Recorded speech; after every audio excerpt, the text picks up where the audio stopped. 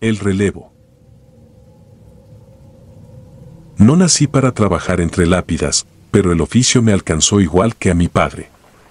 En 2014, cuando cayó enfermo, me entregaron sus llaves y su libreta de guardia del Panteón de San Miguel Etla.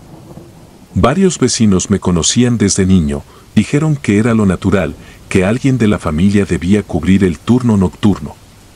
Entre los dientes del llavero había una pieza distinta, oxidada y pesada, envuelta con cinta negra. Él la había pegado así y anotó a un lado, con su letra grande, no abrir la capilla clausurada. La primera noche llevé café, una lámpara y la libreta. El viento empujaba las coronas secas contra las barras de la entrada y el perro del sepulturero dormía pegado al zaguán. El cementerio, a esa hora, no suena como uno imagina, hay insectos, hay hojas que raspan nichos, hay agua que cae desde un depósito viejo. Avancé por el pasillo central contando pasos para aprender el terreno. 2 a la derecha, 1 a la izquierda, se me quedó esa cadencia sin querer. No sé de dónde la copié. A las 2 de la mañana, desde el lado oriente, llegó un ritmo que no era de ramas ni de bichos. Primero como una marca leve sobre loseta, después con peso y distancia. 2 golpes cortos, 1 largo. Creí que era el vigilante del fraccionamiento de enfrente, pero la barda lo impediría. Seguí el sonido y me detuve frente a la capilla sellada con cadenas y malla. Ahí estaba la cinta negra de mi padre en la llave que colgaba de mi cintura, y ahí estaba el miedo más antiguo, obedecerlo o entender por qué lo había escrito. No abrí. Me senté afuera, apoyé la espalda en la piedra y anoté en la libreta, 2:17, pasos dentro, se repetían en patrón 2 a 1, ningún intruso visible. No pude dormir. Antes del amanecer, pasé por el cuarto del sepulturero, que guardaba picos, palas y bolsas para ofrendas viejas. En la pared, clavado con tachuelas, había un croquis con tumbas nuevas, y al pie un cálculo de medidas, 2 trancos a la derecha, 1 a la izquierda. Pensé que mi cabeza me estaba jugando una broma con ese compás. Las noches siguientes fueron iguales. El patrón se repitió a distintas horas. A veces muy cerca de la reja de la capilla, otras detrás del altar. Fui con el administrador municipal y pedí el expediente del cierre. Me dieron un sobre con polvo y un acta simple, clausura por riesgo estructural. Año 1997. Nada más. Lo extraño no era el documento, sino el sello, idéntico al del cuaderno de mi padre. Él había sido velador antes de mí, también en el 97. El día que volví con más café y menos duda, tomé la llave de la cinta negra y la encajé en la cerradura. La malla tenía alambre y costó trabajo, pero se dio con un chirrido bajo. Dentro, la capilla olía a cera vieja y humedad detenida. Las bancas seguían alineadas. En el presbiterio se veían marcas como de sillas movidas muchas veces al mismo sitio. En el retablo, la pintura se había caído en placas, pero la sombra del marco seguía nítida contra la pared. No estaba solo. Y no digo que vi a nadie de frente. Digo que mi luz encontró un perfil que no correspondía a ninguna figura humana en el lugar. Era el mío, proyectado hacia el altar, pero no obedecía a mi brazo. Cuando elevé la lámpara para mirar el techo, esa forma, a mis pies, se mantuvo quieta, como si posara para una foto. Bajé la lámpara y la forma, entonces, dio 2 pasos a la derecha y 1 a la izquierda. Los di yo también, por inercia o por miedo. Sentí que había entrado a un juego en el que yo no conocía las reglas. Un banco al fondo tenía un trapo doblado. Allí encontré el uniforme que mi padre usaba hace años, con su nombre bordado y un agujerito en la manga que yo mismo recordaba. Al lado, una libreta idéntica a la mía, con entradas en tinta azul. Leí rápido. Eran apuntes técnicos, horarios, lluvias, entradas de familias al amanecer. En medio, sin fecha, una frase: si escuchas el baile, no prendas la luz. Cerré por reflejo y apagué. El interior quedó apenas delineado por el resplandor exterior que colaba la malla. Se hizo un silencio duro. Entonces, otra vez, el compás, pero cerca, insistente, como si alguien estuviera marcando el terreno frente a mí. No corrí. Retrocedí lento hasta la puerta y cerré sin apurar, como si me vieran. Afuera, el aire se sentía distinto. Me fui al cuarto del sepulturero, que dormía a ratos ahí aunque vivía a 2 calles. Lo encontré despierto, sentado en el catre, con las botas puestas. Me dijo que a su padre también le tocó ese panteón y que la capilla estaba cerrada desde que un velorio no terminó de la manera correcta. No quiso dar detalles. Solo me preguntó si yo ya tenía mi sombra. No respondí. Esa tarde, en casa, mi padre estaba peor. Le conté el mínimo y le mostré la libreta encontrada. No podía hablar, pero cerró los ojos y apretó la mano como quien cuenta. Cuando los abrió, me señaló con los dedos el compás del pasillo, como si marcase el terreno de un sepelio. Entendí algo que no supe explicar. Ese paso no era superstición, era un modo de medir la fosa sin metro cuando se hacía de noche o cuando el luto no permitía sacar herramientas a la vista. 2 a la derecha, 1 a la izquierda, el largo del cajón, el borde de seguridad, el sitio exacto. Mi padre estaba diciendo que el baile no era música. Era oficio. Volví de noche. Llevé cal para cubrir humedad, paja para el perro y una vela, por más que estuviera prohibido encender fuego. Coloqué la vela fuera de la capilla, sobre una losa cercana, con la intención de ver si el resplandor alteraba aquella forma.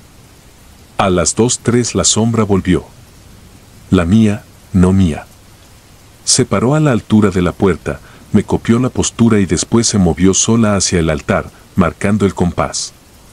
Donde se detenía, el suelo parecía más oscuro que lo normal, como si ahí la losa hubiera visto demasiadas pisadas. La seguí hasta el retablo.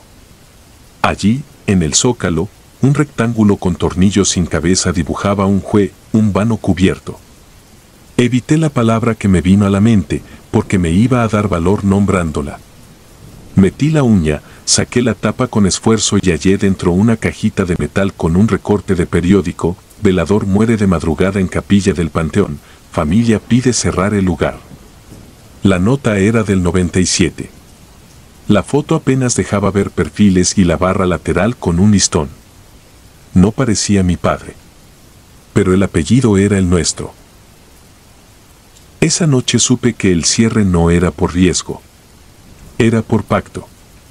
No se velaba ahí desde entonces para que el resto del camposanto quedara en paz.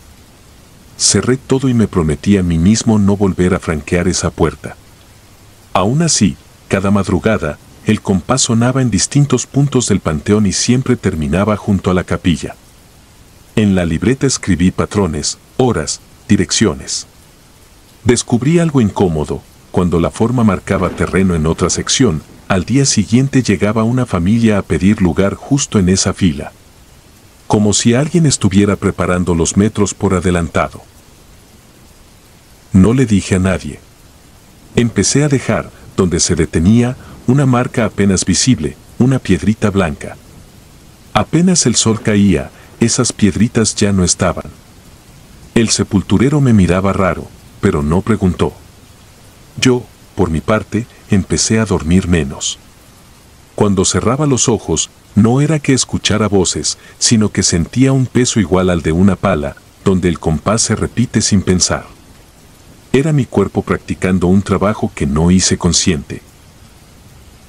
Una madrugada, al revisar el registro municipal, encontré mi nombre con lápiz en la lista de asignaciones de turno. Al lado, una nota apenas marcada: relevo definitivo cuando baje la luz. No había firma. Sentí una punzada absurda de orgullo y vergüenza. Orgullo por estar a la altura de mi padre. Vergüenza por entender que quizá él también había seguido esa sombra antes que yo. La última noche que vi la capilla de cerca fue cuando mi padre dejó de respirar. Me tocaba guardia y no quise faltar. Lloviznaba. La forma llegó puntual, se paró frente a mí y no se movió. No imitó mis manos ni mi lámpara. Solo estaba ahí. Tomé la llave con cinta negra y la guardé en el bolsillo más profundo. Descolgué un letrero de no pasar y lo clavé de nuevo, más alto. Me di la vuelta para recorrer mi ruta. 2 a la derecha, 1 a la izquierda. Me detuve al sentir otro par de pasos, iguales a los míos, medio palmo atrás. No volteé. Seguí. En cada tramo, el piso respondía con ese ritmo de oficio. En cada esquina, mi silueta se adelantaba justo lo necesario para avisar dónde recortar, dónde alinear, dónde poner flores cuando amaneciera. El panteón no estaba vivo ni muerto. Estaba en orden. Y ese orden me pertenecía. No abrí la capilla otra vez. No tenía por qué. Lo necesario ya estaba afuera, el compás heredado, la libreta con apuntes, el cuidado de un terreno que, si uno lo camina bien, no pide nada más que presencia. Si hay algo dentro, seguirá sentado esperando que otro encienda la luz.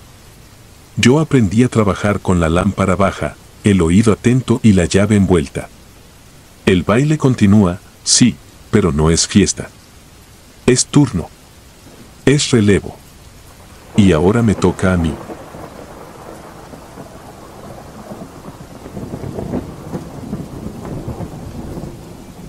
La lista de reglas extrañas.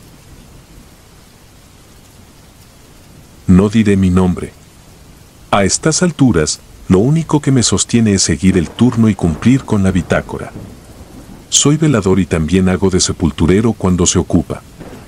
El panteón queda a la orilla del pueblo, entre un bordo seco y un tiradero de escombros. En el día es sencillo, ordenar floreros caídos, barrer hojas, señalar con cal las rutas de entierro. La noche, en cambio, es como si el campo santo se acordara de cada cuerpo con puntualidad que duele. Todo empieza a las 2:40, cuando el aire baja y la hierba se empapa sin lluvia. A las 3:13, si no estoy preparado, el ánimo se me va a los tobillos. Hace años, antes de comprenderlo, vi por primera vez lo que yo llamo la lista. Fue en 2011, otoño sin agua. Caminaba la fila norte con la lámpara pegada al pecho. El mármol parecía mate, pero por dentro se formaban pequeñas perlas que no podían salir. Acerqué la mano y sentí un latido. No fuerte, apenas un golpecito contra la palma. Pensé que era mi propia sangre en las venas, hasta que me alejé y siguió igual, acompasado, 1, 2, 1, 2. Quité la mano. El pulso continuó. En la lápida de al lado, lo mismo. En la tercera, igual. 3 ritmos, alineados. Me quedé quieto como cuando escuchas pasos en un pasillo que debería estar vacío. Había enterrado gente toda esa semana. Un maestro rural, una señora que vendía quesadillas, un joven que no alcanzó a llegar al hospital. Recordé un rezo de 1994, mi primer año aquí, la voz de un sacerdote que ya no vive. El viento empujó palabras como si la ceremonia siguiera en marcha. No eran frases completas, apenas un murmullo de letanías y apellidos. Entendí el anuncio, a esa hora, las tumbas llamaban lista. No era un espectáculo, era un control de presencia. Desde esa noche, la hora dejó de ser un número y se volvió un compromiso. Si yo no respondía, si no confirmaba que estaba en mi sitio, la guardia me buscaba hasta la puerta. La rutina desde entonces es precisa. Cierro el candado principal a las 23, reviso que el perro del vecino no se haya metido, apago las velas que deja la gente y me siento en la oficina a escribir lo del día. A la 1:30 camino al cuarto de herramientas, reviso picos, palas, carretilla. A las 2 doy la primera vuelta. En la segunda, a las 2:40, ya se siente la tierra húmeda sin haber llovido. A las 3:05 me coloco frente a la fila norte y espero. No prendo la lámpara. La luz altera el ritmo, como a los recién nacidos. A las 3:13 empiezo a escuchar los apellidos, siempre en el mismo orden, siempre con la misma cadencia. No son voces nuevas ni antiguas, son las de ese rezo que no termina. Cuando dicen presente, me toca decir aquí, muy bajo. Si no contesto, el panteón me lo cobra. La primera vez que fallé fue por orgullo. Quise comprobar que no pasaba nada si me quedaba callado. A las 3:14 el viento se detuvo de golpe, como si alguien cerrara una puerta pesada. A las 3:15, en la pared de la oficina, algo raspó desde afuera, arriba del cerrojo, insistente, como uñas buscando borde. No era un animal, conozco el sonido de los gatos. Era una exigencia pequeña y obstinada. Abrí. Nadie. Regresé. Rasparon otra vez. Dije aquí, casi sin voz. El raspado se detuvo y la humedad bajó un poco. Desde entonces, respondo. No por gusto. Por mantenimiento. He aprendido a diferenciar llamadas. La lista es otra cosa, viene con nombres, rangos de edad, incluso parentescos que yo he registrado en libretas con letra apretada. Si la familia se peleó por el terreno, si hubo lapso sin misa, si un entierro llegó tarde, todo eso aparece a esa hora como una especie de inventario moral. He visto flores que se ablandan por dentro sin tocar el agua, cruces que vibran apenas, fotografías que se empañan en seco. Los que descansan bien no interfieren, los que no, se hacen notar. Mi trabajo, aparte de mover tierra, es darle orden a lo que insiste. Hay noches más difíciles. La del aguacero pasado, por ejemplo.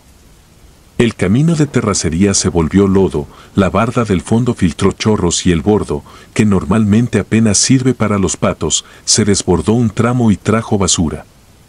A esa hora corría con la lámpara y la carretilla para desviar el agua de 3 tumbas recién hechas. El reloj marcó las 3:13 y yo, con los pies hundidos, no pude detenerme. Escuché mi nombre entre los apellidos. Sentí que me jalaban el tobillo. No me caí, pero dejé una huella profunda que al día siguiente parecía molde. Alcancé a decir aquí. El tirón soltó. El agua siguió por la zanja que abrí. Guardé la pala, me hice una señal con la mano sobre el pecho, no por fe sino por costumbre. Con el tiempo uno se acostumbra a signos menores, el vidrio que se nubla, la oración que vuelve, el golpe de aire que te hace parpadear. Lo que no se acostumbra es la impuntualidad. Este enero pasado tuvimos un entierro que se alargó porque los parientes querían música. Cerré tarde.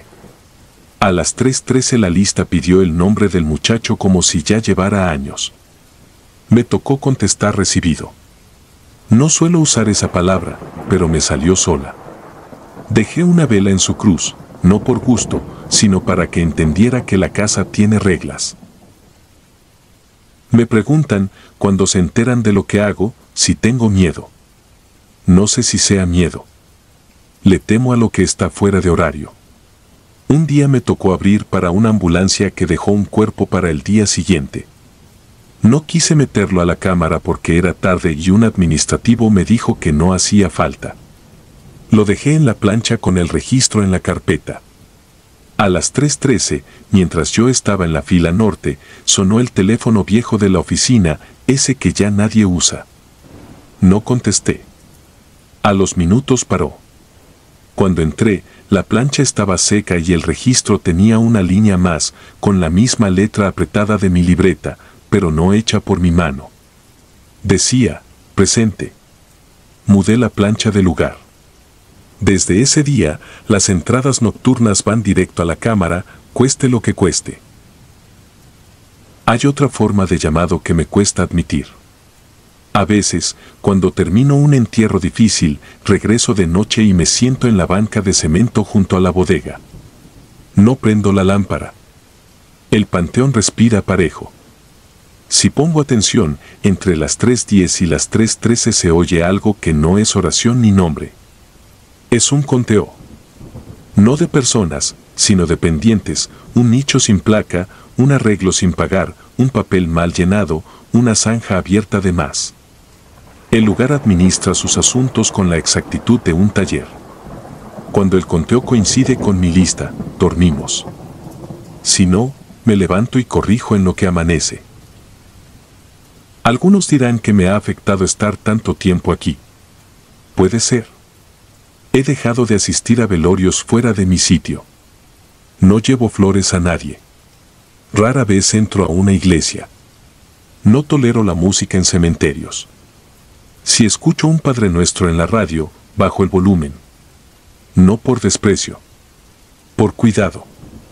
El oído se me volvió herramienta. Todo sonido fuera de lugar me exige intervenir. El panteón me entrenó para medir y pesar cada cosa.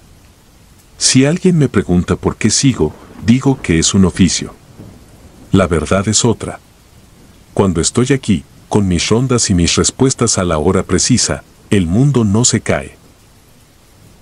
Lo que cuento ahora ocurrió hace 2 semanas. La lista arrancó con normalidad. A la mitad, nombraron a un hombre que todavía no traían.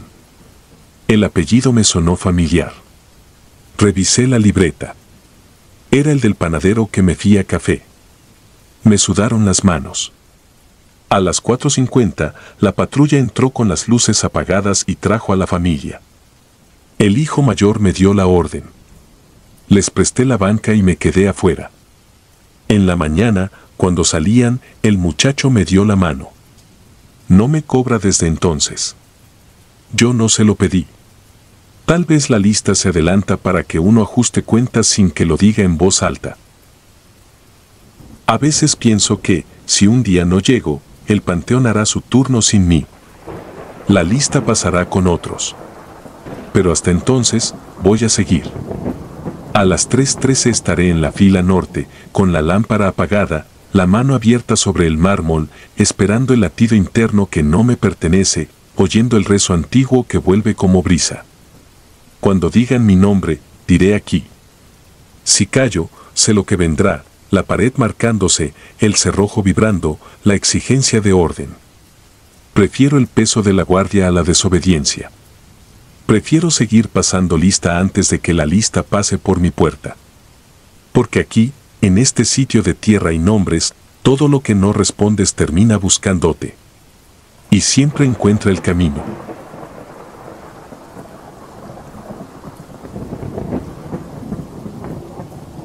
Pala errante. No voy a dar mi nombre. En 2014 me quedé con el turno de velador y sepulturero en el Panteón de Santa Lucía, a las afueras de Culiacán. Era un trabajo doble, de día cavaba y alineaba cruces, de noche patrullaba con un foco que gastaba pilas como si tragara luz. La pala era la misma desde que entré, mango de fresno, hoja de acero con una muesca en el borde izquierdo. Solo la presté una vez, a un compañero nuevo que llegó por recomendación del ayuntamiento. No volvió. A los 3 días, encontré la herramienta clavada en la tierra, frente a una cruz recién pintada, con lodo que no correspondía al terreno del panteón. No hice preguntas. Nadie las quería. A partir de esa noche, cada vez que tomaba la pala para cerrar jornada, la madera se tensaba en la mano como si señalara un rumbo. Al principio pensé que era superstición mía. Caminaba donde apuntaba el mango y terminaba frente a lápidas con letras mal aplicadas, apellidos con una vocal cambiada, fechas invertidas, acentos ausentes. Llevaba un gis en el bolsillo para notas rápidas, así que empecé a corregir las placas mientras amanecía. No era trabajo oficial, pero me calmaba el pecho. Nunca dije nada. ¿Cómo iba a explicar que una herramienta te obliga a caminar? La primera vez que escuché la voz fue una madrugada sin brisa, cuando corregí herrera por guerrera en una cruz de madera vieja. No fue un grito ni un lamento. Fue una gratitud mínima, como si alguien hablara desde una sala contigua con la puerta entreabierta. Me quedé parado, con el foco apuntando al suelo para no deslumbrar a nadie que no estuviera. Me temblaron las rodillas. Me dije que estaba cansado, que el cerebro a esas horas inventa compañía. Pero la voz repetida, a días de distancia y desde lugares distintos, me convenció de que la pala no me llevaba a pasear. Conforme corregía nombres, empecé a notar que ciertos ruidos nocturnos cambiaban. El metal golpeando floreros por el viento dejó de sonar. Los perros de la colonia ya no ladraban hacia adentro. Las velas abandonadas resistían un poco más encendidas. Era como si el lugar, al verse correctamente nombrado, hiciera las paces con el sueño de los de aquí. La segunda señal fue más clara. Me tocó acompañar una exhumación de oficio por vencimiento de concesión. Teníamos la ficha con el nombre del hombre y la manzana exacta. Al llegar, la pala tiró de mi mano hacia la fila norte, 2 cuadros antes. El supervisor insistió en que abriéramos donde decía el expediente. Abrimos.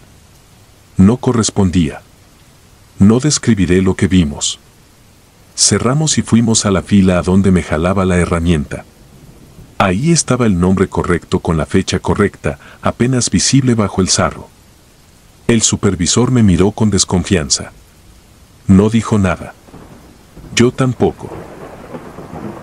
Las noches siguientes la pala empezó a indicar salidas del panteón. Me detenía en la reja, pero el mango seguía tenso, apuntando hacia el canal de riego. Caminé con el foco en alto. El suelo húmedo tenía huellas que no eran de botas. La seguí hasta un cruce de terraplén donde los muchachos tiran basura. Allí, semienterrada, había una cruz pequeña hecha con 2 listones, sin nombre. La madera olía a almacén, no a intemperie. La pala golpeó una esquina y vibró como si reclamara atención. Con el mismo gis marqué una fecha aproximada y un NN. Al terminar, escuché otra vez la gratitud menuda. No estaba solo en un sitio donde nadie quiere estar acompañado. A las 6 semanas de esos recorridos, encontré en la oficina un sobremanila sin remitente. Dentro había fotografías de cruces con errores que yo ya había corregido y, al final, una nota impresa: siga así. Los papeles tarde o temprano se ajustan. No quise pensar quién la envió. En el pueblo se sabe que hay trámites que no quedan en papel. Seguí. Hubo una noche en que la pala insistió en un punto donde no debía abrirse nada. No estaba trazado, no había registro, ni siquiera sombra de parcela. El mango se inclinaba como una brújula. Cabé. A 1 metro, la hoja chocó con madera. La tapa no estaba clavada, apenas encajada. La levanté lo mínimo. Adentro estaba mi compañero, el que me pidió prestada la herramienta. No diré cómo supe que era él. Cerré con cuidado, marqué el lugar, crucé 2 tablillas y colgué un listón con la fecha. Volví a la oficina con el corazón rebotando como cubeta vacía. Nadie preguntó por qué tenía las manos sucias si no había servicio programado. Nadie preguntaba nada desde hacía tiempo. Esa noche no dormí en la caseta. Me senté en la banca junto a la puerta, con el foco apagado, oyendo los autos lejanos. La pala reposaba en mis rodillas, quieta. A medianoche se calentó apenas y apuntó hacia el sector antiguo, donde las lápidas de cantera se muerden la sombra de árboles grandes. Caminé. Me llevó hasta una lápida con mi apellido, igual al mío, con una variación de una letra. La fecha de nacimiento coincidía. La de defunción no. Era de la semana siguiente. Fui incapaz de mover un dedo durante varios minutos. Revisé 2 veces. No había duda, era mi nombre mal escrito anunciando un final que yo no había pedido. Al día siguiente fui al archivo municipal. Pedí ver concesiones viejas. El encargado ojeó sin ganas. Le mencioné el nombre que estaba mal en la piedra. Buscó y me devolvió una carpeta con un acta borrosa. Debe ser homónimo, dijo. No me creyó cuando le pedí que corrigiera el registro. Volví al panteón con la cabeza como tambor. La pala me estaba pidiendo algo. No supe qué hasta que anocheció. El mango me llevó otra vez a esa lápida. Saqué el gis. Cambié la letra que no era. Borré la fecha. Escribí otra, la del día en que entré a trabajar, muchos años atrás. Pulsé el borde de la piedra con los nudillos. Nada. Me di la vuelta para irme y entonces escuché la gratitud diminuta, como si la dijeran desde dentro de una camioneta estacionada. Ahora sí. No fue un halago. Fue una instrucción cumplida. Entendí que si corriges el nombre correcto en el momento correcto, las fechas también se acomodan. A veces a tu favor. A veces no. Desde entonces obedecí la pala sin discutir. Me convirtió en un escribiente de madrugada, alguien que endereza letras para que los que ya no pueden hablar tengan al menos un letrero exacto.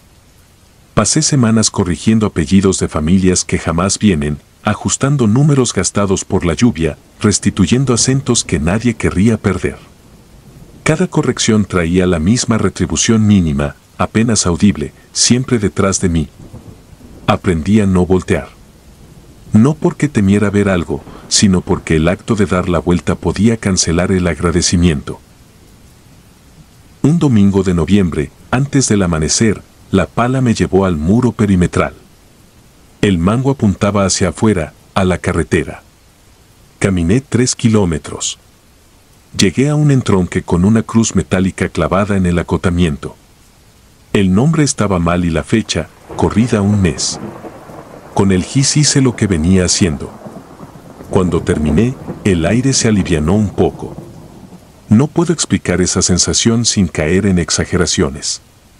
Lo sentí en la garganta, como si me hubieran quitado una faja que no sabía que traía puesta. Lo último que me pidió la pala fue algo que no quería hacer. Me llevó a la bodega donde guardo pintura, clavos y documentos, y me señaló el cuaderno de servicios. En la hoja de portada, mi nombre tenía una errata, una letra que nunca reclamé por flojera. La corregí con pluma. La herramienta se aflojó al instante, como cuando un músculo deja de pelear contra sí mismo. Entendí que todo empieza con un nombre exacto. Que lo demás viene detrás, alineado, como las cruces cuando están derechas. No sé cuánto me queda aquí. La fecha que vi en aquella lápida ya no está. La borré con la misma determinación con que he borrado fechas ajenas que no corresponden. Sigo cargando la pala. Algunas noches aún me saca de la reja y me deja a medio camino de sitios que no están en los mapas. Voy, corrijo y regreso antes del primer canto de los gallos. El foco sigue tragando pilas. Los perros, por fin, se callan cuando paso. Y cada vez que termino una letra o una cifra, escucho esa gratitud tenue detrás de mí, lo bastante clara como para no sentirme mal acompañado, lo bastante baja como para recordarme que no me pertenece. Yo solo sostengo la herramienta que sabe volver. Yo solo enderezo lo que quedó torcido cuando estaban vivos.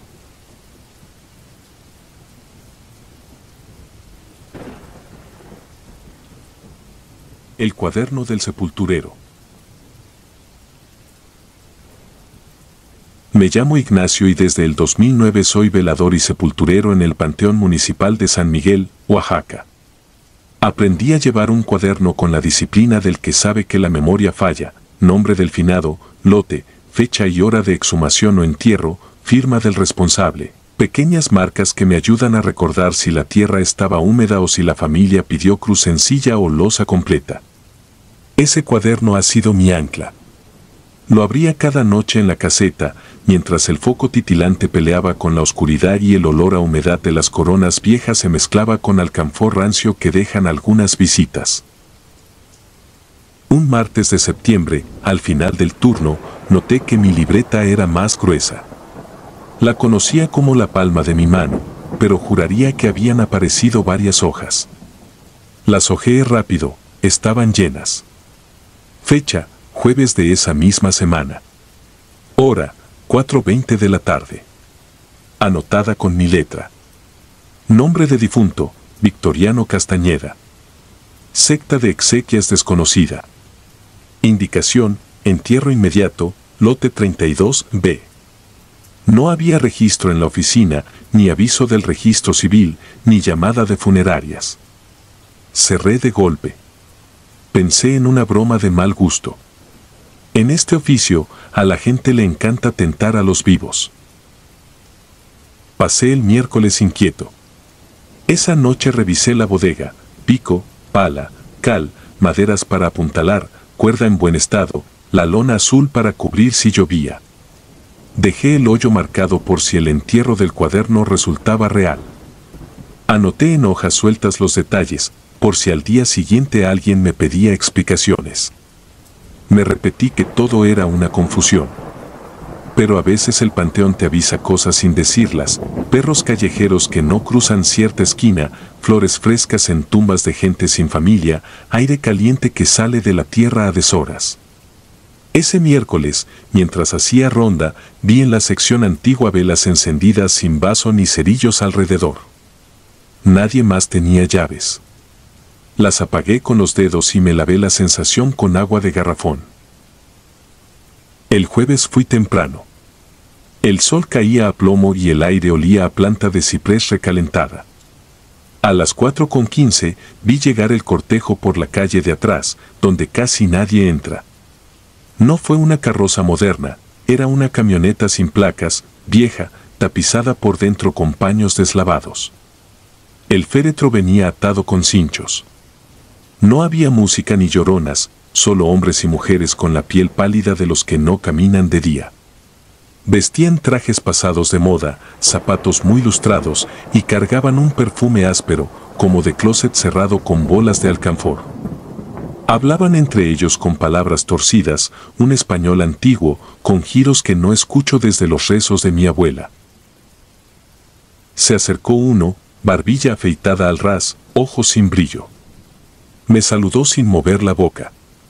Me entregó un papel amarillento con mi firma ya estampada. Era la copia exacta de mi libreta, nombre, lote, hora. Miré mi firma con una punzada en el estómago. Era la mía, hasta con ese trazo temblón que me sale cuando escribo sobre una superficie dura. Pregunté por la funeraria. Nadie respondió. Solo me indicaron con la mirada el lote 32B. Hice lo mío. Pala primero, luego pico para romper raíces delgadas. El terreno respondió fácil, como si hubiese sido removido antes. Entre 4 bajamos el ataúd con la cuerda. Pesaba poco. Demasiado poco. Uno de ellos colocó una moneda vieja sobre la tapa. Ninguno quiso rezar. Al cubrir, noté que ya había una cruz de metal clavada, oxidada por los años, con el mismo nombre, Victoriano Castañeda.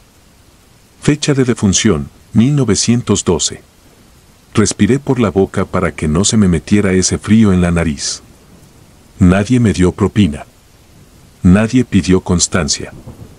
Al levantar la vista, el cortejo ya se había dispersado entre las calles internas, sin dejar huellas en la tierra suelta. Cerré el panteón al caer la tarde. Me revisé las manos, uñas ennegrecidas, pequeños cortes, la piel caliente por el esfuerzo. Guardé herramientas.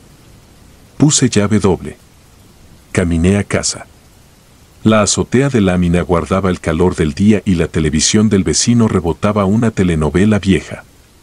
Abrí la puerta y mi esposa estaba sentada en la sala, inmóvil, con esa expresión que solo le he visto cuando teme por mí.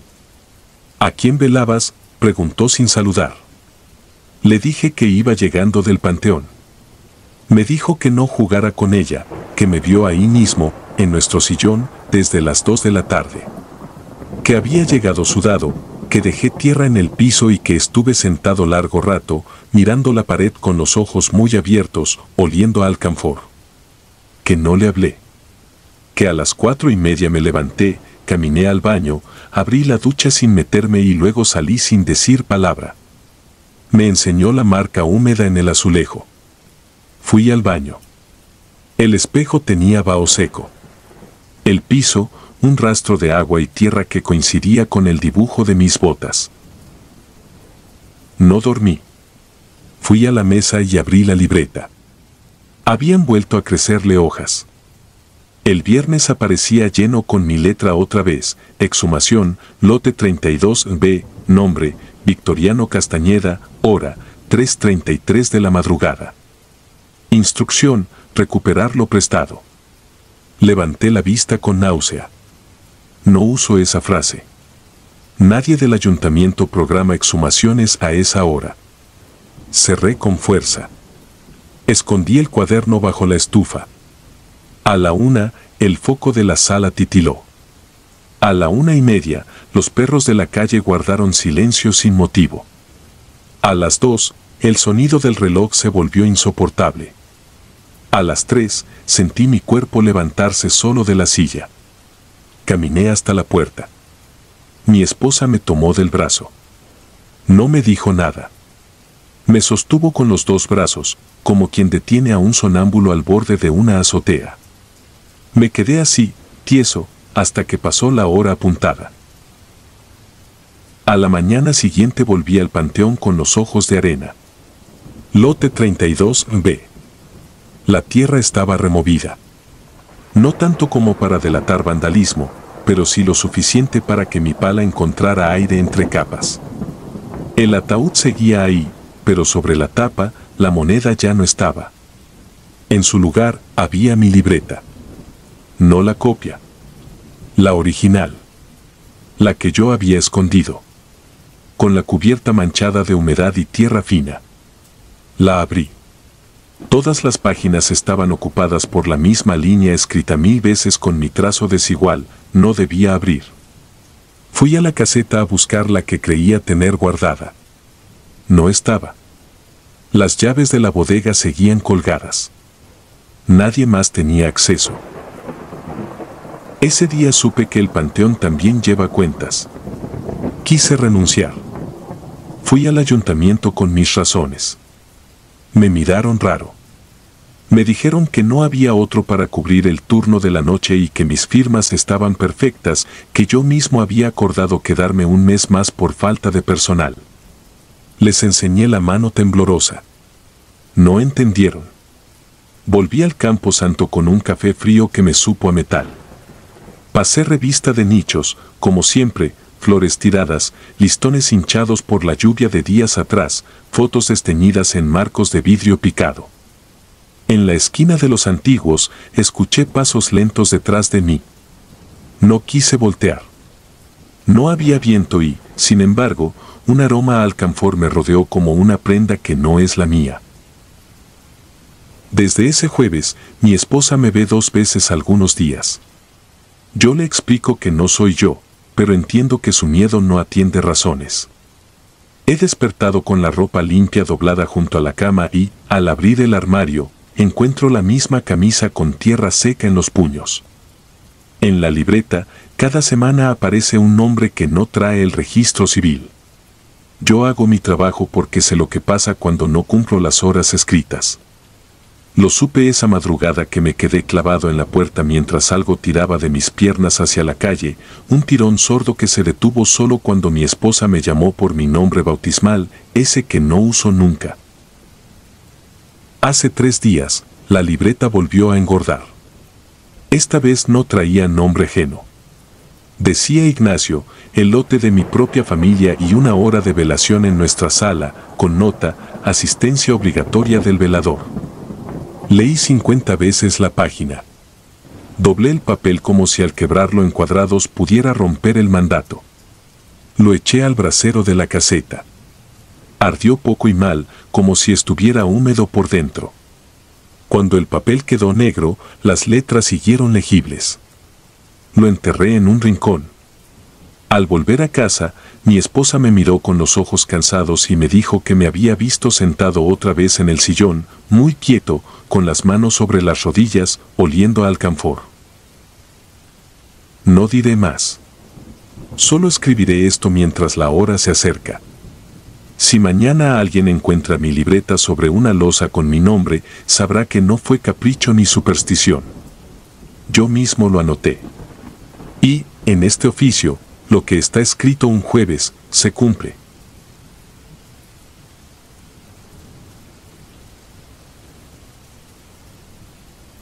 Papeles que no se despegan. Me llamo Efraín y llevo 15 años cuidando el Panteón de San Nicolás en la orilla de un pueblo de viento salado. Empecé barriendo hojas y hojeando libros viejos de la administración. Con el tiempo aprendí a leer lotes, a distinguir tierra removida hace poco de tierra apisonada por décadas, a escuchar los cambios del aire cuando cae la medianoche. También aprendí que la humedad es más terca que cualquier jefe, levanta pintura, dobla cruces de madera, despega carteles.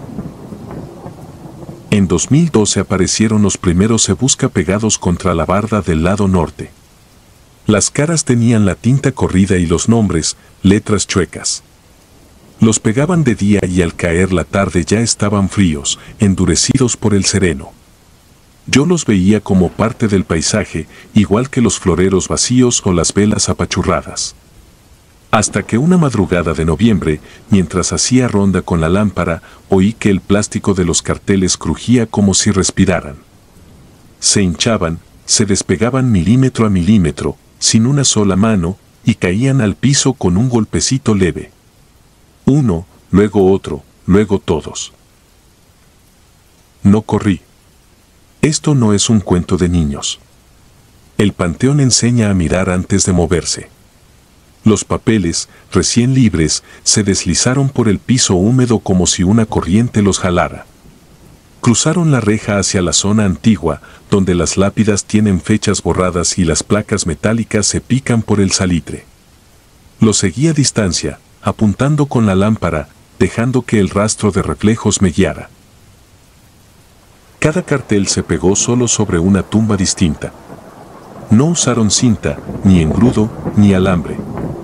Se adhirieron al mármol, a la losa, a la cruz de cemento, con una precisión difícil de explicar. Me acerqué a uno. La fotografía, antes opaca, se había aclarado. El nombre, antes torcido, ahora coincidía con letras mal escritas en la placa de abajo. Revisé otro y pasaba lo mismo. El tercero también. Sentí el estómago apretado, pero no por miedo, sino por una certeza desagradable. El panteón estaba corrigiendo algo que nosotros habíamos hecho mal durante años. Tomé mi libreta, la de exhumaciones y arreglos, y anoté, cartel de JML pegado en lote 14B, placa dice JNL. Luego otro, R. Armenta, cartel coincide, placa dice Armienta. La lista creció hasta llenar 2 páginas. Al amanecer, con los dedos entumidos, me presenté en la oficina para cotejar con los registros. La encargada, que apenas dormía 4 horas y firmaba con prisa, me dijo que eso era imposible. Le llevé la libreta. Revisamos. El libro gordo de actas estaba manchado y con tinta corrida, pero la tendencia era clara: apellidos mal escritos, nombres truncos, fechas movidas por un dígito. Errores pequeños que cambian el lugar de descanso y la historia de una familia. Lo que siguió fue burocracia. Citas con deudos, ajustes en el plano, gente que lloraba de alivio porque por fin encontraba el sitio correcto. Yo me limité a abrir, sellar, mover cruces. Aprendí a trabajar sin opinar. Pero el asunto no se detuvo. Cada semana aparecían otros 4 o 5 Se Busca en la barda y, de madrugada, repetían el trayecto. A veces los papeles quedaban en la misma zona. Otras avanzaban hacia un rincón ciego donde hay nichos viejos con vidrio estrellado. Yo ya iba preparado: libreta, lápiz, lámpara, guantes. Una noche de viento fuerte volví a ver el fenómeno, solo que esta vez el papel no se detuvo en una tumba, sino que rodó hasta apoyarse en una puerta de hierro, la de la capilla cerrada. El nombre del cartel estaba incompleto, solo iniciales. Me agaché y sentí que la temperatura cambiaba. No helaba. Más bien era un fresco de cuarto mal ventilado. El candado parecía nuevo, aunque yo juraría que nadie lo había cambiado. Mis dedos, sin consultarme, tocaron la argolla. Sentí un cosquilleo metálico. Me aparté. No soy torpe, hay puertas que no conviene abrir. Al día siguiente le conté al sepulturero mayor, don Lino, que vio más entierros que cumpleaños. Me aconsejó pintar la barda para que ya no pegara nada. Le hice caso. 2 capas de pintura blanca, luego barniz. Aún así, a la semana, los Ebusca estaban de vuelta, limpios, como si alguien hubiera pasado un trapo fino antes de colocarlos. Ese mismo turno, la carretilla se me fue sola ladera abajo, sin tocarla. Se detuvo frente al nicho marcado por el cartel de las iniciales. No hice chistes. Anoté. Empecé a notar un patrón. Los papeles que señalaban errores de letras se pegaban al principio de la noche. Los que señalaban errores de ubicación lo hacían cerca de las 3.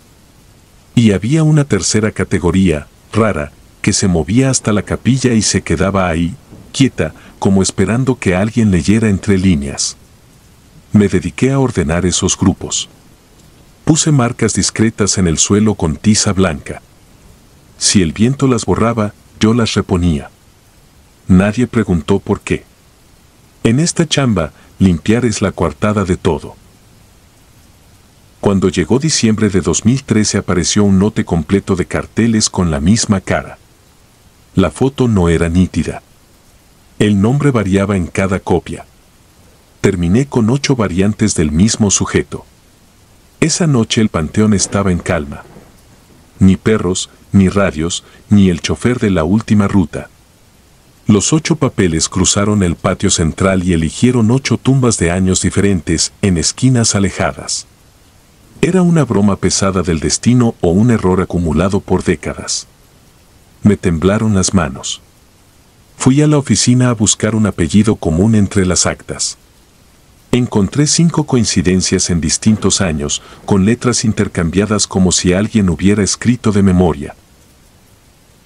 Volví con don Lino. Me dijo que hubo un tiempo en que las familias sin dinero compraban espacio por pedazos y, al no poder pagar la placa formal, mandaban a hacerla en laminadora barata.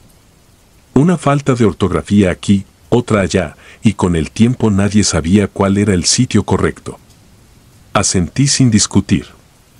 Por respeto a los vivos, sobre todo a los que regresan y reclaman con discreción. La madrugada de Reyes de 2014 me tocó guardia solo. La luna no alumbraba, el alumbrado público estaba intermitente. A las 2 con algo, los carteles nuevos se despegaron silenciosos y recorrieron un trayecto distinto, bordeando la tapia de ladrillo hasta la fosa común, ese rectángulo que nadie visita. No suelo acercarme. No por temor, sino por orden, se mantiene cerrado, limpio, sin velas. Pero esa vez un papel se deslizó por la rendija y desapareció dentro. Otro quedó pegado en el borde, con media foto asomando. Al retirarlo, noté que la humedad bajo mis botas era tibia. El termómetro del bolsillo marcaba lo de siempre. La tibieza no venía del clima. Pegué la oreja a la tapia, sin pensar. No escuché quejidos ni voces, solo un golpeteo seco y rítmico, como dedos impacientes. Me aparté. Escribí en la libreta, fosa común pide nombre. Papel indica iniciales MG, año 1998 o 1999. No hice más. No puedo desenterrar por instinto. A la mañana, llevé la nota. La encargada pidió permiso al municipio. Una semana después autorizaron abrir una esquina, con peritos. Yo estuve a 2 metros, con las manos entrelazadas detrás de la espalda. Lo que hallaron no me toca contarlo. Lo que sí me toca decir es que, tras esa jornada, la lista de Se Busca disminuyó. A partir de entonces empecé a recibir otra clase de visitas.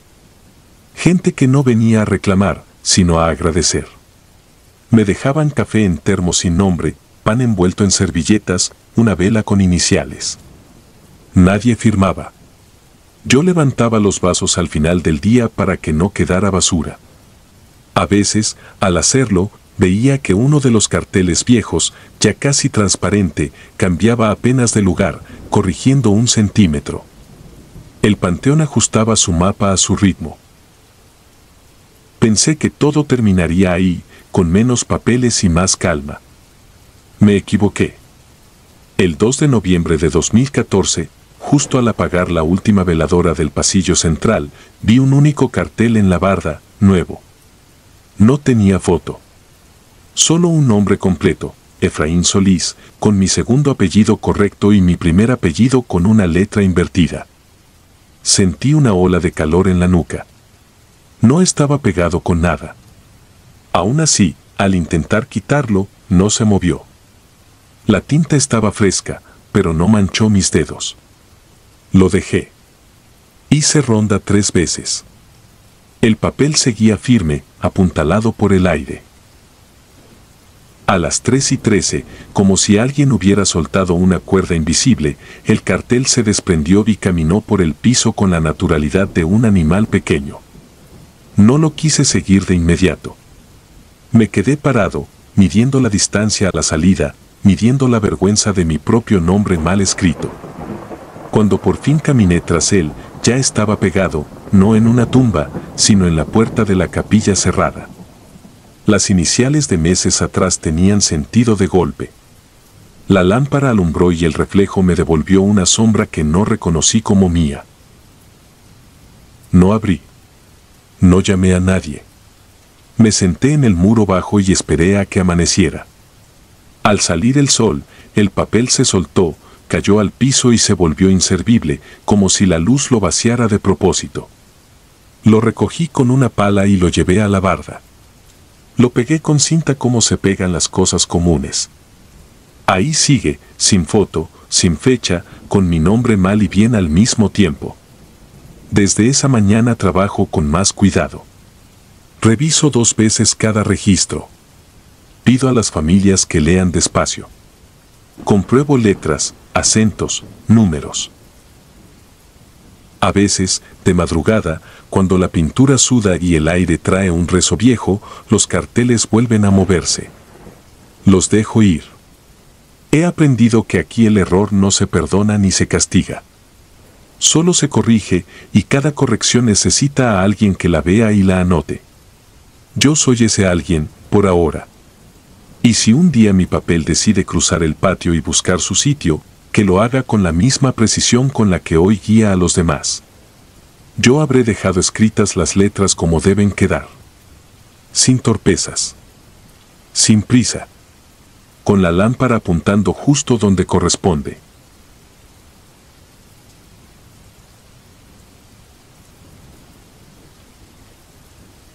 Garras en la tierra. Tenía 48 años y más de 2 décadas metiendo la pala en el mismo panteón de Sinaloa. Conozco la tierra como se conoce a un animal dormido, por su respiración lenta, por los cambios de peso cuando se humedece, por la memoria que guarda de lo que enterramos en ella. En noviembre de 2001, después de una noche llena de bruma, llegué antes del alba y vi algo que todavía hoy me hace mirar mis propias manos como si ya no fueran mías. La fosa de un entierro reciente estaba removida. No era un hundimiento ni vandalismo. La tierra había sido abierta con paciencia, sin derrumbes en los bordes. Alrededor, marcas alargadas, simétricas, separadas como el compás de un animal grande que avanza en 4 apoyos. No eran de perro, lo sé porque he apartado jaurías enteras de los pasillos, he visto cómo dejan la arena hecha un abanico torpe. Aquellas marcas tenían un orden que parecía medido, como si alguien hubiera tocado el suelo con garras que no fallan el paso. Llamé al administrador y bajamos los dos con lámparas.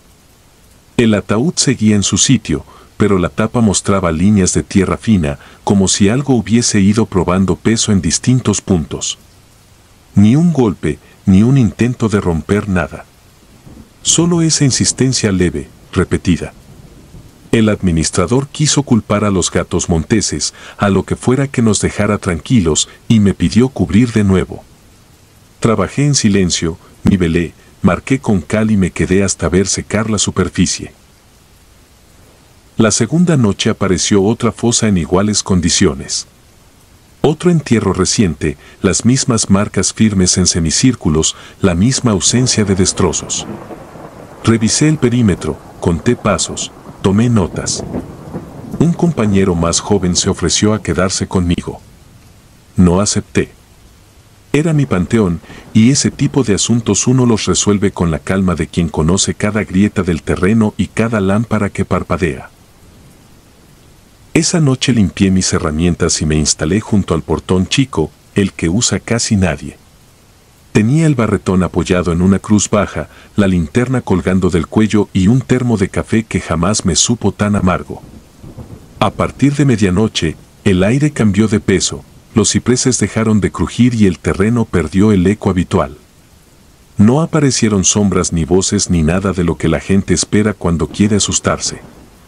Lo que sí escuché fue una secuencia de pasos medidos, tan regulares que parecía un metrónomo en la grava. Venían desde el cuadro más nuevo, donde las lápidas son lisas y los nombres aún no han sido lavados por la lluvia. Caminé hacia allí con la linterna baja, sin apuntar de frente. Aprendí hace años que la luz directa es aviso y barrera a la vez. Al llegar, vi la superficie de la fosa de la familia Mesa con pequeñas deformaciones, como dedos apoyándose en harina. Las marcas nuevas se superponían a las del día anterior. A un lado, en el pasillo, la grava formaba parejas de líneas paralelas que se perdían hacia el muro.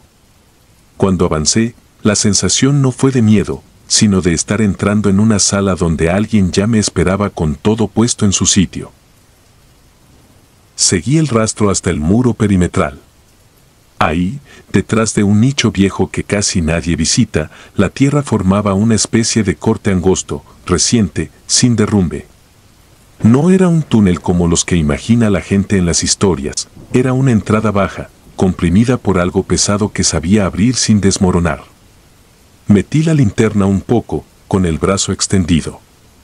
Lo primero que supe no fue lo que vi, sino lo que olí, humedad vieja de la que viene de abajo, mezclada con flores marchitas. Ese olor lo conozco, pero allí estaba más puro, como si el panteón hubiera respirado por una rendija. No me metí. Marqué el sitio con cal, volví a tapar la fosa abierta y esperé al amanecer. Cuando llegó el administrador, ya tenía una explicación lista, la más prudente que pude: animales, madrigueras, la necesidad de reforzar la barda. Acordamos llamar a obras públicas. Mientras tanto, yo seguiría haciendo mi ronda como siempre, con la diferencia de que, cada hora, volvería a ese cuadro a revisar. El tercer día, por la tarde, vino la familia Mesa a dejar flores. Me quedé a distancia, barriendo grava. La madre dejó una vela y se quedó largo, mirando la tierra como si le respondiera. Esa escena me golpeó más que cualquier marca. No dije nada. Por la noche, la fosa del cuadro de enfrente apareció igual que las otras, limpia, trabajada, sin violencia. A esas alturas, empecé a entender que aquello no buscaba abrir un ataúd ni sacar nada de ahí. Parecía un ejercicio. Un tanteo.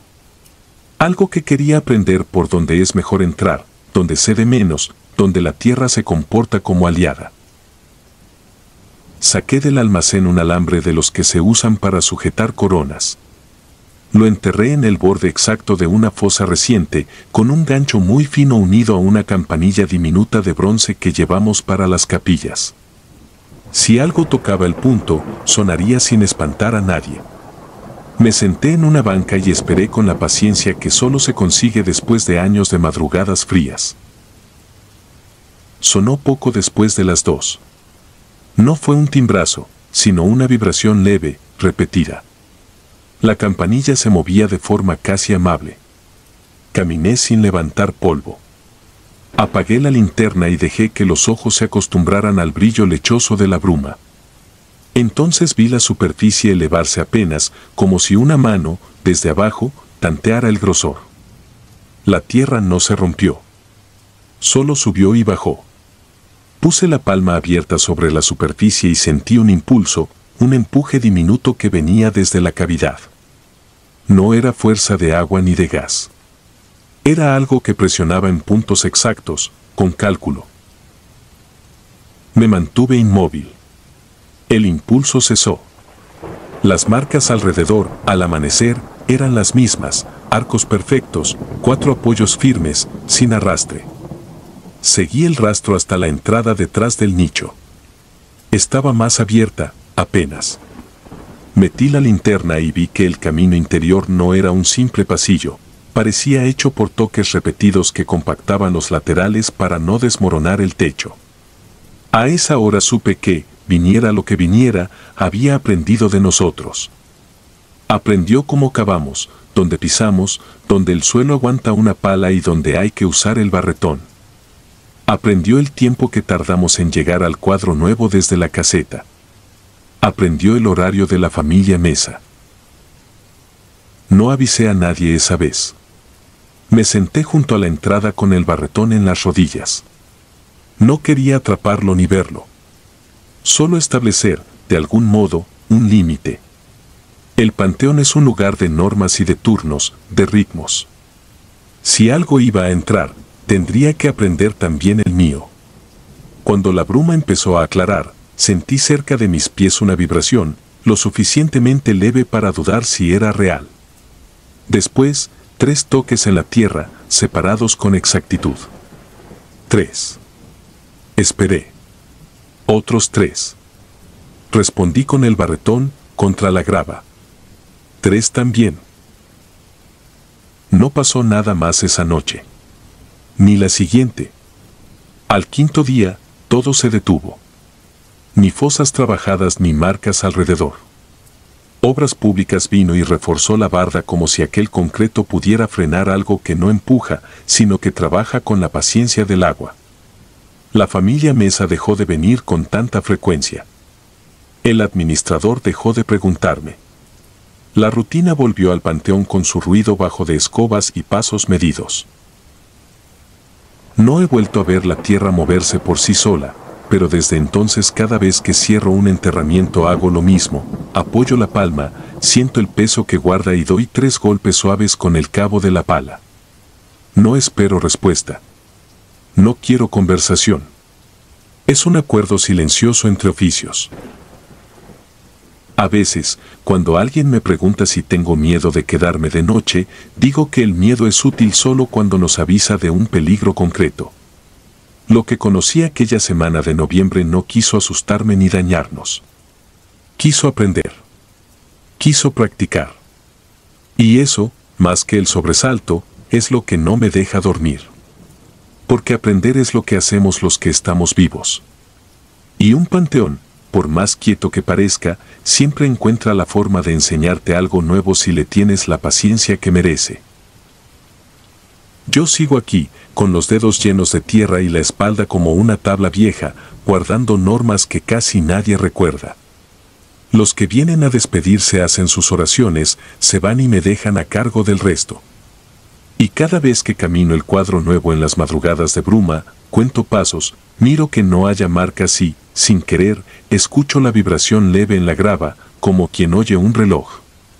No porque tema que vuelva, sino porque aprendí su ritmo. Y porque, si un día decide abrir de nuevo, no quiero que me encuentre distraído.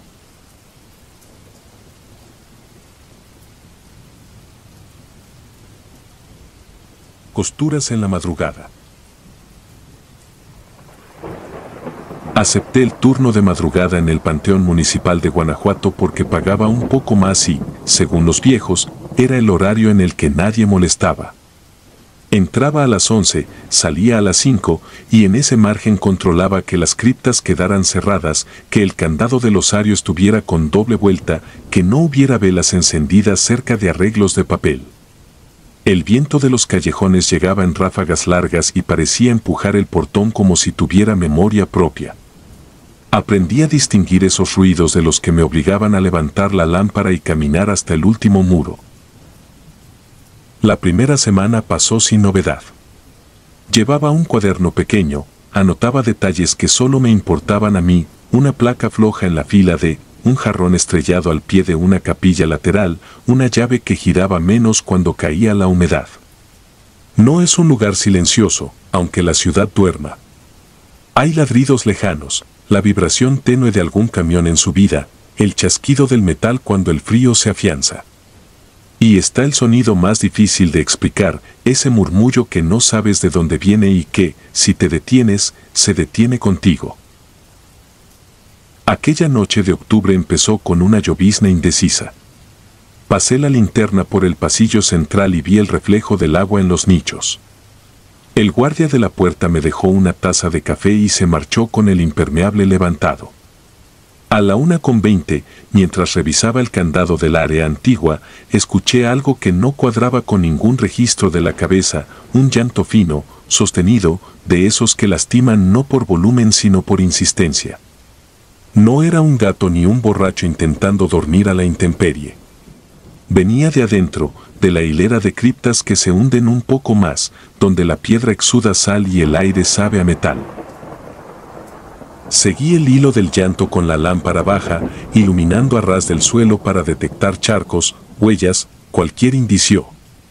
El sonido no se alejaba ni se acercaba, solo estaba, como si el lugar entero vibrara con él. En la esquina en que se bifurca el pasillo, vi una silueta quieta. Vestía de negro completo, desde el velo que caía hasta el borde de los guantes. No avanzaba ni retrocedía. Solo inclinaba la cabeza hacia uno de los nichos como quien reza. Me quedé a unos metros, con el cuerpo tenso, esperando que mi cerebro encontrara la explicación útil que siempre ofrece, algún familiar en duelo retrasado, alguien que no pudo venir de día y pagó por entrar a escondidas. Abrí la boca para anunciarme, pero algo en la postura me retuvo. No era miedo en bruto. Era una prudencia vieja, la que te dice que observes antes de cruzar. Puse la lámpara en el piso para que no la tomara como una amenaza. Le hablé con mi voz de oficio, esa que siempre respeta. Dije que era el encargado, que podía ayudar, que si necesitaba agua o compañía podía quedarse unos minutos. El llanto cesó de golpe, como si lo hubieran apagado con la mano. La figura giró despacio. El velo se recogió apenas y vi lo que hasta hoy me late en la nuca cuando cierro los ojos. La boca no estaba libre. Tenía un entramado de hilo grueso atravesando la piel, tenso, con nudos regulares que parecían antiguos. No sangraba, no goteaba. Era un trabajo paciente, casi prolijo, como si alguien hubiera querido sellar no solo la carne sino cualquier salida del aire. No corrí. No porque fuera valiente, sino porque el suelo mojado me ancló.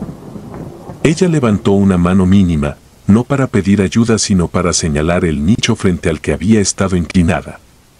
Me acerqué con un ritmo que parecía impuesto por otra persona y leí la placa. El apellido me resultó familiar por los viejos cuentos del panteón, los que uno escucha sin querer cuando la gente mayor habla de familias que guardan secretos.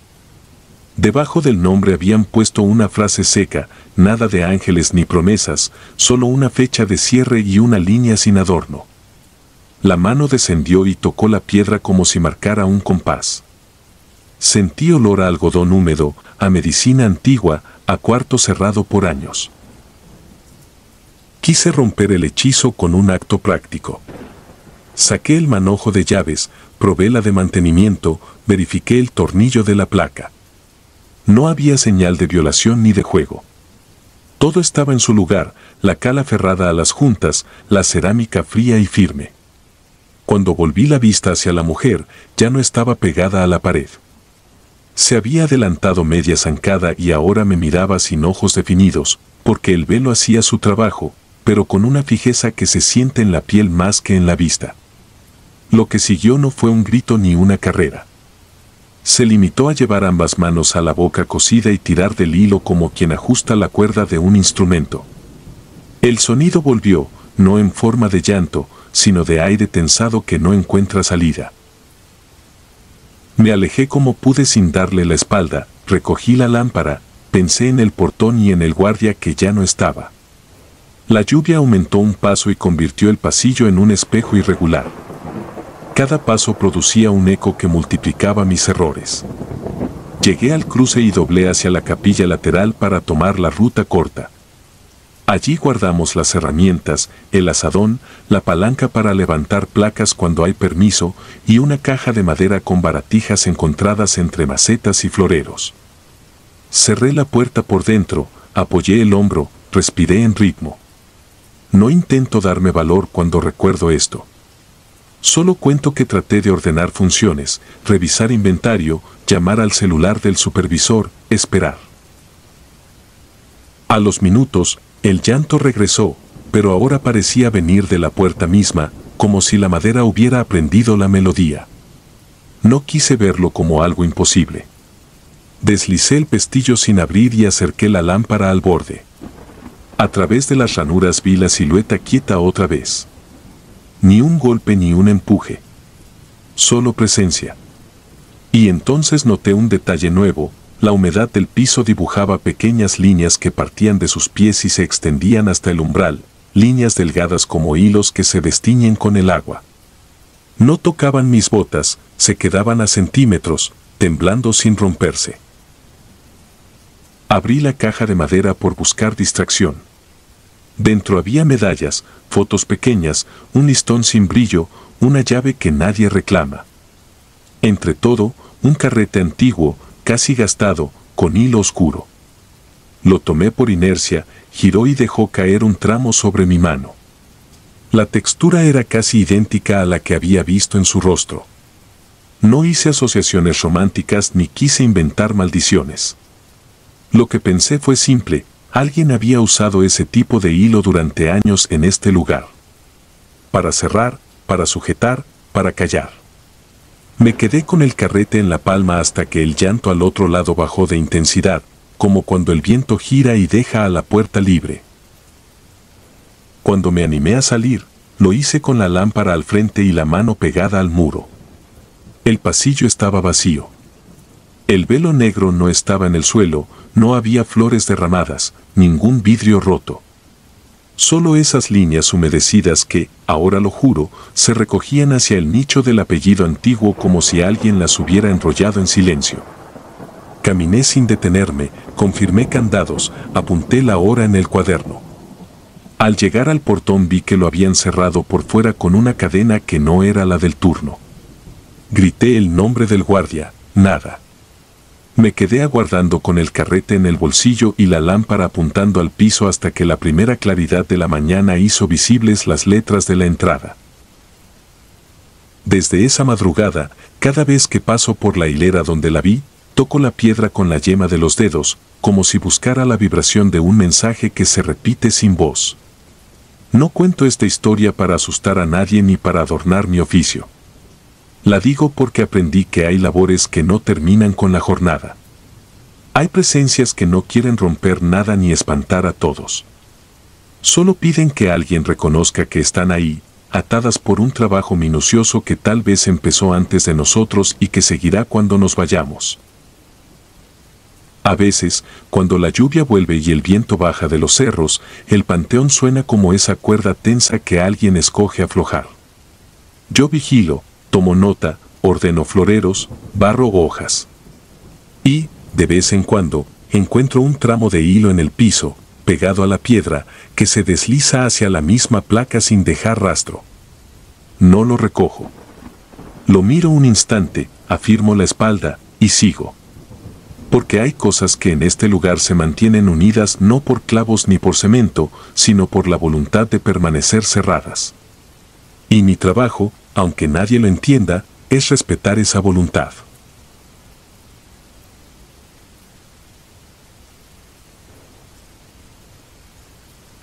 El tercer golpe.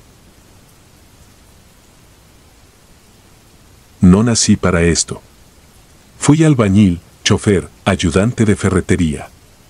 Terminé de sepulturero en 2009 en el Panteón Municipal de Santiago Papasquiaro, Durango. Me contrataron por manos fuertes y porque no preguntaba mucho. El reglamento era simple: abrir zanja con pala cuadrada y barra, asegurar paredes, colocar tablones, bajar la caja con cinchos verdes, sellar con mezcla y dejar la lápida limpia, sin barro. Lo demás eran rezos, llanto y silencio a cambio de un sueldo justo. Esa tarde el frío se pegaba a la ropa. El encargado, don Rangel, me dio los papeles: difunto traído de la cabecera, muerte repentina, caja sellada por la funeraria. El nicho ya estaba ocupado por un familiar, así que la familia pidió tumba en tierra, junto a unos eucaliptos que dejaban caer hojas finas sobre todo. Medí, marqué con cal, clavé la primera estocada y la pala sonó contra grava antigua. Esto siempre huele a humedad y a madera antigua, como taller de carpintero olvidado. A media zanja, los dolientes llegaron en una camioneta blanca. Bajaron con calma, sin música, con un sacerdote joven que no conocía. A lo lejos un perro aullaba. Yo no creo en señales, pero ese aullido se quedó pegado a la nuca mientras dejaba lista la cama de tierra. Cuando la carroza entró, el sol ya no calentaba. La caja era nueva, barniz claro. Los asistentes no quisieron abrirla. «Está bien sellada», me dijo la hija del finado, sin mirarme. El sacerdote leyó. Todos bajaron la cabeza. Yo tomé los hinchos, los coloqué por debajo con cuidado y comencé a bajar la caja, centímetro a centímetro, con la ayuda de un muchacho. La madera se acomodó sobre los tablones y yo aflojé tensiones. El silencio pesó como costal lleno. Entonces sonaron 3 golpes, secos, exactamente desde adentro. Se me cortó el aire. El muchacho me vio con los ojos grandes. Los familiares alzaron la cara. La hija dio un paso, la madre se agarró del brazo de otra mujer. El sacerdote se aclaró la garganta, perdido. 3 golpes, no 1, no 2. 3, exactos, con la fuerza de alguien que quiere salir. Yo había escuchado historias. Que a veces el corazón engaña, que hay respiraciones débiles, que los médicos se equivocan. También había escuchado cuentos que uno prefiere no repetir. Allí, frente a la tierra abierta, no importaba cuál era verdad. Lo que importaba era que golpearon. «Hay que abrir», dije, sin pensarlo. La hija negó. La madre dijo que no. El sacerdote dudó. El muchacho, pálido, me alcanzó el marro. Don Rangel se acercó con prisa, preguntando qué pasaba. «Golpes», respondí. Él miró la caja, luego a la familia. Al final, la hija sintió con un gesto casi imperceptible. Metí la barra bajo la tapa y palanqueé. Quité clavos con cuidado para no astillar. El barniz crujió. El olor cambió, ya no era madera nueva, sino algo dulce, pesado, que no sabría nombrar. La tapa cedió. Lo que había dentro no parecía un cuerpo preparado por funeraria. No tenía la rigidez ni el orden. Era algo modelado, pulcro en apariencia, como figura de cera vestida con ropa del difunto. La cara parecía correcta de lejos, pero de cerca tenía detalles que fallaban, la simetría, el brillo de la piel, la forma exacta de las uñas. En el borde del cuello, entre tela y piel, corría una línea de cera reblandecida. En el pecho, debajo de la camisa, se notaba una oquedad rellena con cabellos enrollados y pequeñas piezas metálicas atadas con hilo. No eran joyas, parecían pernos, tornillos, limaduras pegadas como si formaran un corazón improvisado. Nadie habló. La madre se tapó la boca. El sacerdote dio un paso atrás. Yo levanté la camisa con 2 dedos. El pecho latía, despacio, como si una bomba de mano comprimiera y soltara. Cada latido engordaba un segundo las líneas de cera y las dejaba volver a su sitio. Entonces sonaron de nuevo 3 golpes, pero no venían de la tapa, venían del fondo de la caja, hacia abajo, como si algo bajo la tierra respondiera. Quité las cinchas con torpeza. Me tiré al borde de la zanja y aparté tablones. Puse la oreja a la tierra. Hubo un silencio corto, luego otro golpe, apagado, del suelo hacia arriba. El muchacho murmuró una oración. Don Rangel me jaló del hombro. «No sigas», dijo, pero su mano temblaba. La hija habló por primera vez, él tenía un enemigo. Hace meses. Una mujer en un rancho. Le hizo un trabajo. Mi papá se enfermó de golpe. En la funeraria nos dijeron que estaba listo. Pero esto no es él. Nadie quiso pronunciar la palabra brujería. Nadie quiso contradicciones con la iglesia. Nadie quiso enfrentar el segundo sonido que acabábamos de oír. Yo solo sabía cavar. Y había golpes bajo la caja. Agarré la pala y empecé a abrir al costado, pegado al hueco donde reposaba la figura. La tierra estaba rara, como si hubieran movido ahí algo hace poco. Salieron piedras, una cruz de ramas amarradas con trapo, un frasquito de vidrio con tierra de otro color y fotos reducidas en tiras. Todo olía a algo dulzón, como si se quemara miel en una olla vieja. Entonces, bajo mis botas, la pala tocó madera. No era antigua. Era otra caja, delgada, enterrada a poca profundidad, sin herrajes bonitos. Me tembló el estómago. Abrí con la barra y el marro. Dentro, un cuerpo verdadero, con señas de persona, manos curtidas, cabello con canas, una cicatriz en la ceja. En la garganta, una cinta negra apretada con alambre. En el pecho, un hueco donde debería estar la camisa intacta, allí había sido abierto y cerrado con costura basta. Los ojos estaban vendados con tela café. La madre gritó sin voz. La hija se desplomó de rodillas. El sacerdote se santiguó con movimientos cortos, mecánicos. Don Rangel dijo mi nombre para que me detuviera, pero ya había entendido. Arriba, en la caja de barniz, yacía una figura hecha para estar a la vista. Abajo, escondido, estaba el hombre de verdad. El tercer golpe resonó otra vez, tenue, desde la caja falsa. Volteé. La figura de cera parecía más blanda, como si el calor de los cuerpos alrededor la hubiera derretido un poco. Los labios se habían abierto lo mínimo y, en ese borde, asomaban hilos de cabello pegados a la cera. Algo en el pecho seguía latiendo de modo irregular. El sacerdote recuperó la voz. Dijo que no era asunto para nosotros y que había que cerrar, llamar a autoridades, informar. Tenía razón. Pero la familia me miró como se mira a quien aún puede hacer algo. Yo quité la cinta del cuello del verdadero. Estaba demasiado apretada. Mis dedos se cortaron con el alambre. La hija soltó un quejido breve, ese sonido que sale cuando uno ve un nudo que explica muchos meses de dolor. Nos tomó horas que parecieron muchas más. Llegó una patrulla. Tomaron fotos. Hicieron preguntas que nadie respondió con claridad. La funeraria juró que ellos recibieron la caja sellada y siguieron protocolo. El sacerdote escribió una nota para el acta. La madre pidió que el hombre verdadero fuera velado esa noche. Nadie se opuso.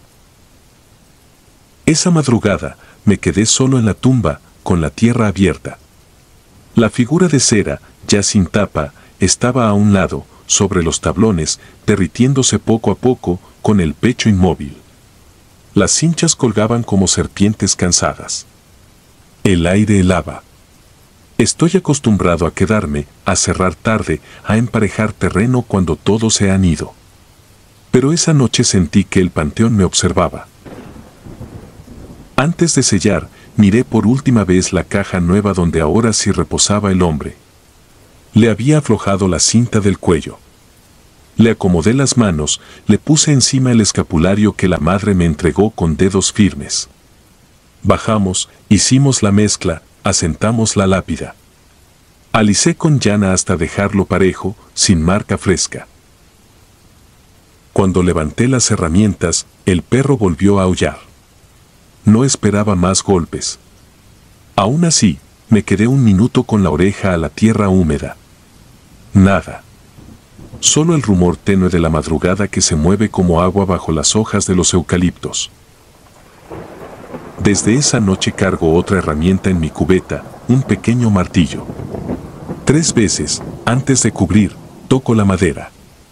3 toques claros, iguales, como pregunta corta.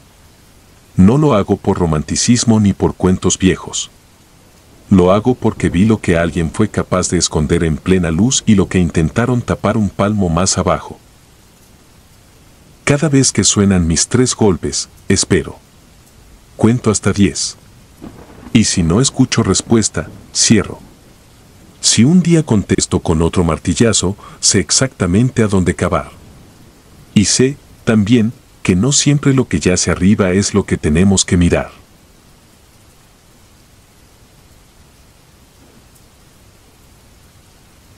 Vela sin manos. Tenía 19 años cuando acepté el turno nocturno en el Panteón Municipal. Me entregaron un manojo de llaves, una libreta para anotar entradas y salidas, una lámpara con pila cansada y un silbato que nunca usé. El viejo encargado me dijo que era sencillo: rondar, checar que no entraran vándalos, revisar que las tapias estuvieran cerradas y que los perros no hicieran desastre entre las flores. Me reí para disimular los nervios y dije que sí a todo. No era dinero fácil, pero aquello me daba para la semana y para no sentirme un estorbo en mi casa. La primera noche la pasé contando pasos. De la caseta a la capilla, de la capilla al corredor de nichos, del corredor al sector antiguo donde todavía quedaban cruces de hierro y lápidas descarapeladas. Aprendí a reconocer cada detalle, el chirrido diferente de cada reja, el golpecito del aire contra las coronas de plástico, el murmullo eléctrico de los tubos fluorescentes en el pasillo central. A medianoche, el pueblo dormía, el panteón, en cambio, respiraba con calma propia. Uno aprende a distinguir ruidos y a ignorar otros, a separar lo que suena cerca de lo que viene de la carretera, a no inventar sombras. La libreta pedía registrar incidencia y hora. Escribí: 1:10, patrulla pasa por la lateral. 1:35, viento fuerte, cae un jarrón en nicho C. 2:05, sin novedad. Me servía café tibio y me colocaba en un banco frente a la capilla. Miraba el reloj y, cuando me aburría, hacía otra ronda.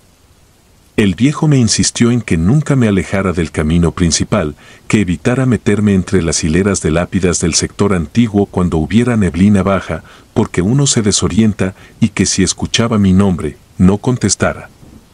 Me lo dijo con esa seriedad de quien ya aprendió algo por la mala. Me sonreí por dentro y asentí como si fuera un chiste compartido. La tercera noche fue la primera vez que vi las velas. Eran casi las 3, esa hora en que el pueblo se vacía hasta de sueños. El viento se calmó y el panteón quedó sin un solo movimiento, salvo un reflejo tembloroso contra una placa de mármol. Levanté la lámpara. Entre las tumbas, a la altura de las rodillas, avanzaba una fila de llamas. Una, luego otra, luego otra. No iban sobre manos, flotaban a una distancia constante del suelo, moviéndose con la paciencia de una procesión que conoce el camino. No había voces de gente, ni pasos, ni respiración agitada de alguien gastando una broma. Solo fuego que caminaba. Me quedé quieto, con el silbato pegado al pecho por primera vez. El aire se quedó más frío, y el olor a flor vieja y a tierra húmeda se mezcló con una nota tenue de cera y aceite. Las llamas doblaron hacia nicho C. Empecé a seguirlas, dejando cada tanto una marca con la lámpara en las cruces para recordar por dónde regresar. Me pareció que bajaban un poco, como si saludaran al pasar. Me pareció también que se acomodaban en número exacto antes de cada vuelta. 13. Las conté 2 veces. 13. No quise atribuirlo a nada, pero la libreta pesaba como talismán en el bolsillo. Si algo sucedía, al menos quedaría asentado. Las velas se detuvieron frente al nicho 128. Conocía esa placa, la había visto 2 tardes antes, cuando vino una familia a rezar y a cambiar flores. Leí el nombre en voz baja, el de una mujer de 45, fallecida ese mismo mes. La fila se partió en 2 hileras, una a cada lado del pasillo, formando un corredor de fuego.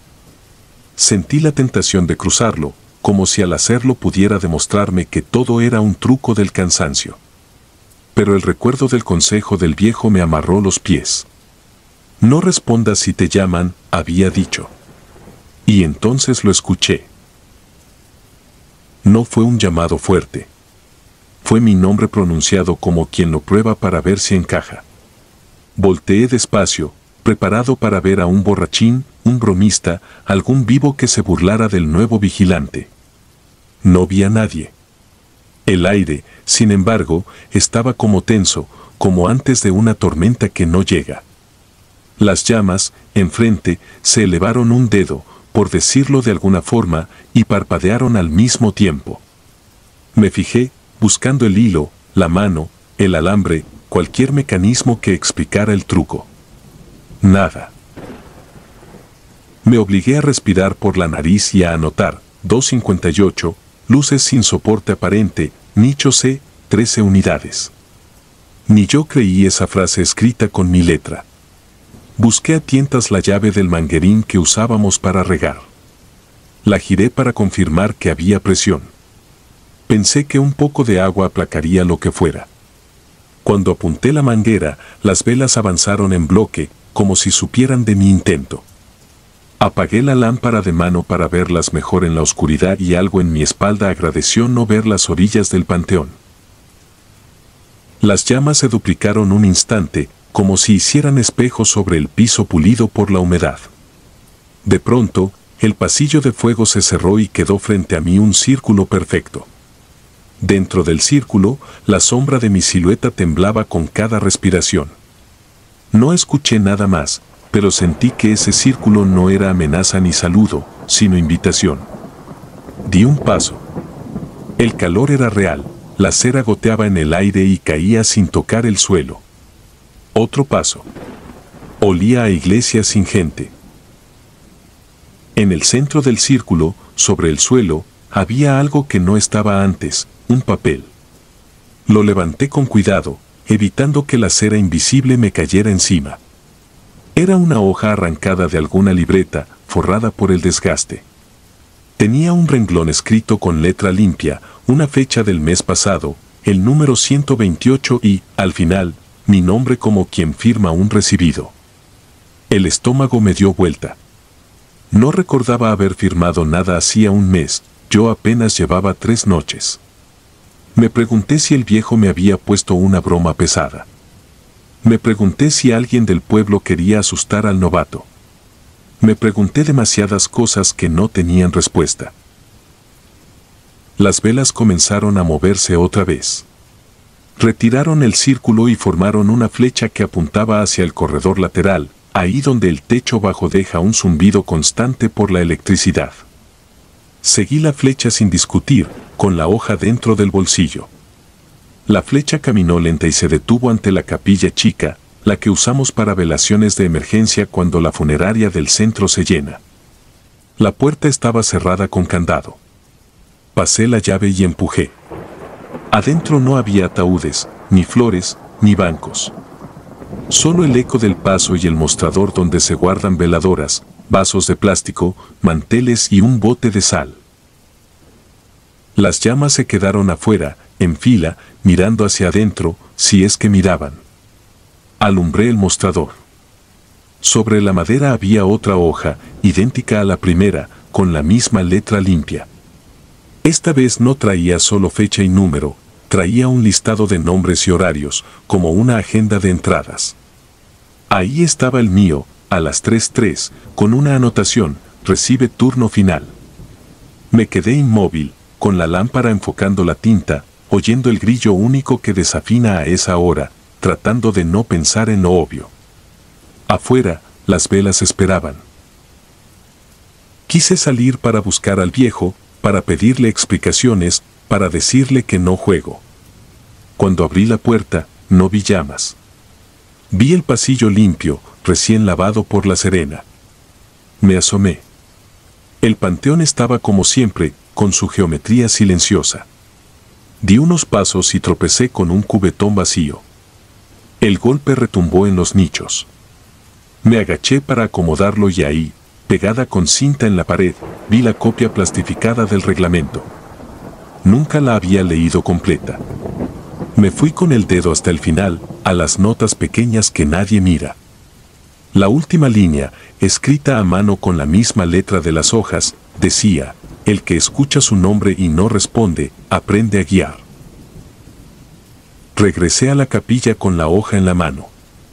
Revisé mi libreta, mi anotación de las 2:58 existía, y mi letra ya no era completamente mía. El pulso parecía otro, más cuidadoso. Fuera, una llama se encendió sola, como si hubiera estado esperando la señal para volver. Luego se encendió otra, y otra, hasta completar 13. No sentí miedo igual. Sentí la gravedad de quien comprende una ruta. Guardé la libreta, apagué la lámpara por decisión propia y dejé que la fila marcara el camino. Esa noche, aprendí los recorridos que no enseñan. Las llamas visitaron 3 placas sin flores, se detuvieron ante un nicho con una fotografía cubierta de polvo y se alinearon frente a la reja en la que se atoraba el candado. Después, sin apuro, regresaron al corredor central, tomaron el pasillo que da a la caseta y se fueron apagando una por una, como si cada una entregara su parte del turno. Cuando la última se extinguió, marcó el reloj, 3:33. Amaneció con el pueblo encendiendo motores y yo con la certeza de que nadie me creería. Le entregué al viejo el manojo de llaves. Me miró de reojo, como quien pregunta sin palabras. Le di la libreta abierta en la página de la madrugada. Leyó en silencio, asentó con la cabeza y guardó la libreta en el cajón que se traba. Me pasó un café ya frío y, sin mirarme, dijo que el trabajo no era para cualquiera. Que no todos aceptan el turno que no se paga. Seguí volviendo cada noche. No pregunté más. Aprendí a registrar lo que importa, a dejar una vela nueva sobre la repisa de la capilla, a escuchar cuando me llaman y a no responder con voz, sino con pasos.